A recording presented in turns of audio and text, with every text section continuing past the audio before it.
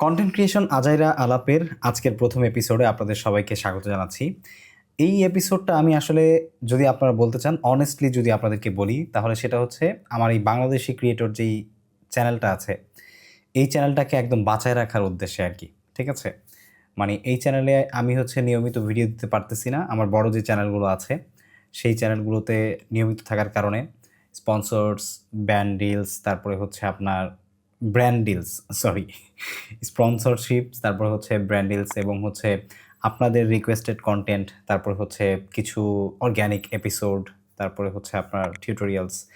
এইগুলোর মধ্যে আসলে একটা সিকোয়েন্সিয়াল প্রবলেমের মধ্যে পড়ে যাওয়ার কারণে দেখা গেছে যে এই যে সেকেন্ড চ্যানেলগুলো আছে, এই চ্যানেলগুলোতে আসলে অ্যাক্টিভ থাকা হয় না।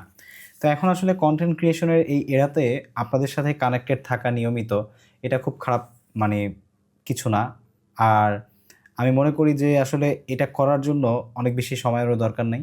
তাই আমি ভাবলাম যে এই চ্যানেলটাকে আপনাদের সাথে কনটেন্ট ক্রিয়েশন নিয়ে বিভিন্ন বিষয়ে মাঝে, মাঝে ছোট, ছোট বিষয় নিয়ে আলোচনা করব। এতে করে আমার কনটেন্ট ক্রিয়েশন জার্নির যেই একটা বড় অভিজ্ঞতা আছে বা যে বড় একটা জার্নি আছে প্রায় ৮-৯ বছরের, ৭-৮ বছরে বলা যায়। এই জার্নি থেকে আপনারা অনেক ছোট, ছোট কিছু জানতে পারবেন, কিছু বিষয় উঠে আসবে, যেগুলো হয়তোবা আপনি আমার অন্যান্য যে কনস্ট্রাকটিভ কনটেন্টগুলো আছে, যেখানে আমি খুব স্ক্রিপ্টেড কথাবার্তা বলি, তারপর হচ্ছে প্রত্যেকটা পয়েন্ট আমি আসলে আগে রিসার্চ করি, তারপরে হচ্ছে আপনাদের সাথে এডুকেশনাল কনটেন্ট স্টাইলে শেয়ার করি। তো সেই বিষয়গুলো আসলে এখানে হবে না। তবে হ্যাঁ, এর মানে এই না যে আমি আমার এই চ্যানেলে আগে আপনার যেই কনটেন্টগুলো আসতো, প্রফেশনাল কনটেন্টগুলো, সেগুলো আসবে না, ব্যাপারটা এমন নয়। সেগুলোও আসবে। তবে সেটা হয়তোবা সিকোয়েন্সিয়ালি একটু কম আসবে। কারণ এই চ্যানেলটাতে আমি একদমই ইরেগুলার না হয়ে আপনাদের সাথে এই জিনিসটা অ্যাক্টিভলি করে যাওয়ার চেষ্টা করব। তো এটা আপনারা যদি চান নিয়মিত তাহলে সেক্ষেত্রে এটা সিকোয়েন্স আপনারা যেভাবে চাবেন তেমন হবে। জাস্ট এটা থাম্বনেইল বা হচ্ছে আপনার ভিডিও এডিটিং তেমন কিছু আমি তেমনভাবে করব না। হয়তোবা শুধু প্রফেশনাল কনটেন্টগুলো ভালো থাম্বনেইল, ভালো এডিটিং আপনারা পাবেন।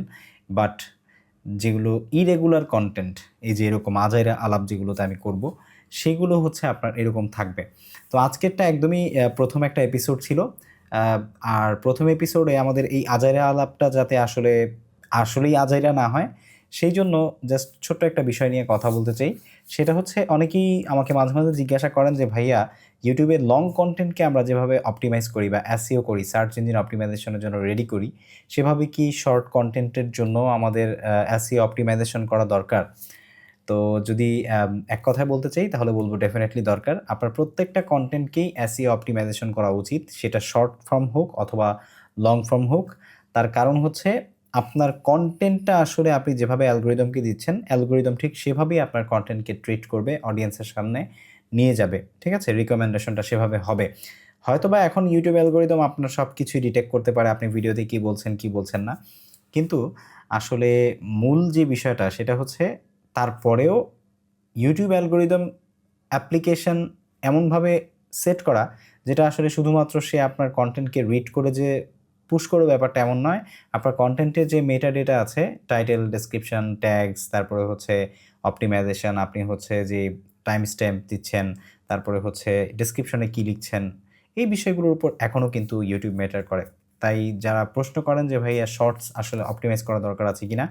তাদের সেই প্রশ্নের উত্তর আজকের এই প্রথম আজেরা আলাপের এপিসোডে দিয়ে দিলাম। তবে প্রত্যেকটা এপিসোডে আমি চেষ্টা করব এরকম ছোট্ট একটা বিষয় নিয়ে কথা বলতে। তার মাঝখানে আপনাদের সাথে টুকটাক এরকম আজেরা আলাপ হয়ে যাবে। তো আজকের আজেরা আলাপ এই পর্যন্তই। আপনাদের কাছে এরকম আজেরা আলাপ আরও পছন্দ হবে কিনা বা আপনারা চান কিনা আমাকে কমেন্ট সেকশনে জানাবেন। দেখা হচ্ছে পরবর্তী কোনো ভিডিওতে বা কোনো আজেরা আলাপে। সবাই ভালো থাকবেন। আসসালামু আলাইকুম।